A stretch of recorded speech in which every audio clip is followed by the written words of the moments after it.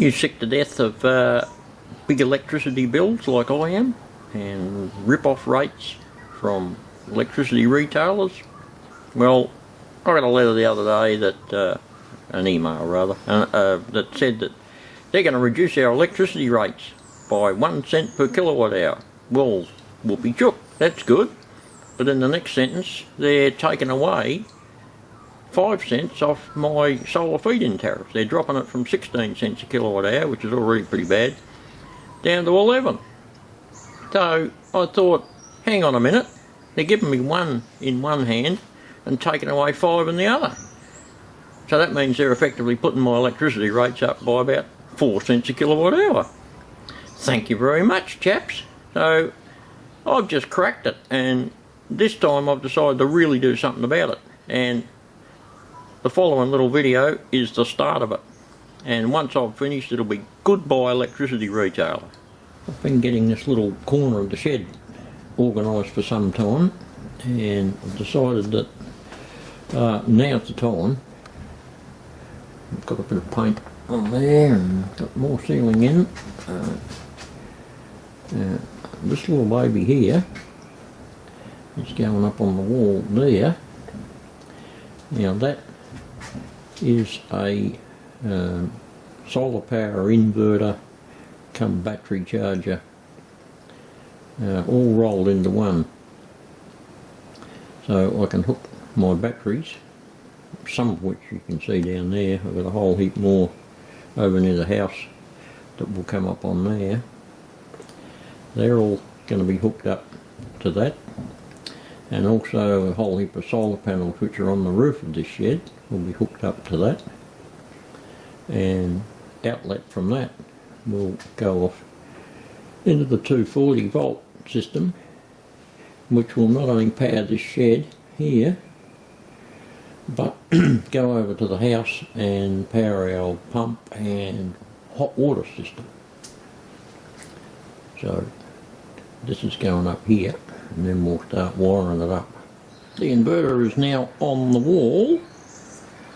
I'm just putting the battery cables attached to the buzz bars, and the second pair down to the bottom of the batteries. There'll be another row of batteries up in the top here where all the tools are. So we progress. Right, so far we've got a bank of batteries there, all seriesed up to 48 volts, and 2 ex-aircraft 24 voltage series there for another 48 volts. 2 spares there in the middle, which will get 2 mates very shortly, and a spot up here for more 48 volt packs. You can see I've got it, I don't know whether you can see that screen. I've got it plugged into the 240 at the moment, and it's showing that the 240 is charging the batteries, and the batteries are all fully charged, which is good. Now next step is to go over to the house and rig up the 240 outlet over there.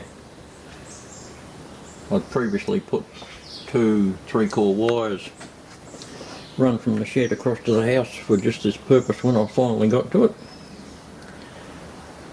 So that'll be next, and then get up on the roof and make sure, the roof of the shed, and make sure all the solar panels are all seriesed up there, because this unit here, I'll just clean that lens because it's gone all foggy. That's better. She's a bit for damp and foggy morning this morning. Yeah, I've just, this unit here needs 150 volts DC, at least anywhere between 150 and 500 volts DC from solar panels to fire up that part of it. So I'll need to make sure they're all seriesed up there in banks of at least 150 volts each. Right, there's the little screen now, and I've turned off the AC, and that's just the batteries that are fully charged, and that goes over to the little load screen and shows that the output available is 230 volts. So you can theoretically run your 240 stuff off the batteries until they get down to that low level, of course, where they'll cut out. So that's where the solar panels kick in to keep them up. Right, here we are over at the house end of the whole deal, and I've got the 240 that runs from the shed. That's a twin 15 amp 3-core, carrying plenty of current, and we've got these two outside outlets. One of them for the hot water service, and the other one will be for the pump to drive our water. You can probably hear the pump in the background, currently fed off the house there.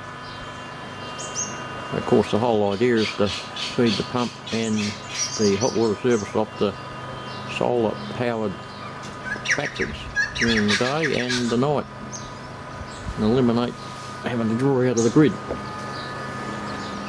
Right, here we are a couple of days down the track. Got our basic battery set up there. That will be expanded big time, but we've got the bases happening. More batteries to go up the top here. I've got the solar panels up on the roof of the shed all seriesed up yesterday, and they're inputting into the inverter here, and just wait till that zoomed in on that screen there. And it's only early morning, so the solar panels are thinking about kicking in due to a bit of shade from trees next door, but that little symbol there is the solar panels, and this is the battery indicator here that it's feeding off into the output. Once we get a bit of sun on the solar panels, that'll kick into gear. Those 231, 230, that's input AC and output AC happening there. Right, we're getting a little bit of charging action there. You can see the PV is now charging the batteries, indicated by those little bars going up and down. So that's a good sign in the first hours of the day. You get the batteries back up to scratch. Yeah, it's still kicking in and out, but that will improve, and it'll be charging the batteries up full on very shortly. Here's the solar panels happening now. You can see by that little mark there, that's the amps that we're drawing, and we'll push this little button here. That's the wattage that we're getting out of the solar panels at the moment. Bearing in mind that's in shade up there, not much sunlight at the moment because of the trees next door. As I said before, they will be going, because we've got 1700 watts up on the roof of the shed. That'll do much better once it's in full sunlight. But that's all, get that glare off there, God. That's all happening, and turn that bloody light off. That's all happening there, and the batteries are just about getting up to about 75%. And the beauty of this thing is it's fully programmable. You can set it up to preferentially draw the power from wherever you like. So during the daytime, while you've got solar, you can draw your load off the solar panels before anywhere else, and anything excess from the solar panel will go into charging the batteries up.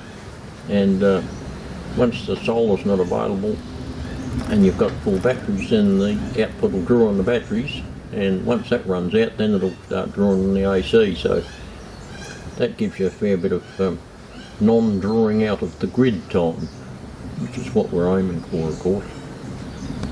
Yeah, so that's just the basis of what I've got going, and that's a basis that's working. We've got solar, we've got battery power to back up, to store all the PV that I produce during the day. I'm not selling it to the rip-offs anymore. I'm going to keep it and use it at night. Therefore I won't have to draw out of the grid. And once I get big enough with big enough batteries, there'll be no drawing out of the grid at all. So any of you people out there that are sick to death of rip-off electricity retailers like I am, think seriously about going down this way. It's a bit of work to get set up, but it'll pay for itself in no time, believe me. When you're looking at $1,000 a quarter for electricity bills, it doesn't take long to cut that out. So, hope you give your food for thought, and next time we'll see you on some train stuff.